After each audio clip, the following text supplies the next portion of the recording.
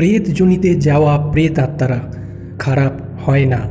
প্রেতজনি বা প্রেত লোক তাদের জন্য হয় যারা অপঘাতে মৃত, যাদের মৃত্যু স্বাভাবিক নয়, অর্থাৎ কেউ কাউকে খুন করছে, অ্যাক্সিডেন্টে মারা যাচ্ছে বা কেউ সুসাইড করছে, যাদের মৃত্যু অন্য কারো দ্বারা হয়, হঠাৎ করে পথ দুর্ঘটনায় মৃত্যু, সেটাও অপঘাত।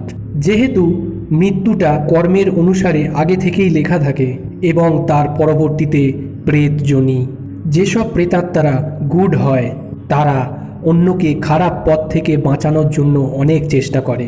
অন্যদিকে ইভাল স্পিরিট অর্থাৎ অশরীরী খারাপ আত্মা, তারা কিন্তু প্রেতজনিতে থাকাকালীন মানুষের ক্ষতিই করে, মানুষের সর্বনাশ করে বিশেষ আনন্দিত হয়। এই সব আত্মারা প্রেত লোকে দীর্ঘদিন পর্যন্ত স্থায়ী হয়। এই সম্বন্ধে তোমাদের যদি কিছু বক্তব্য থাকে তাহলে অবশ্যই কমেন্টস বক্সে জানিও।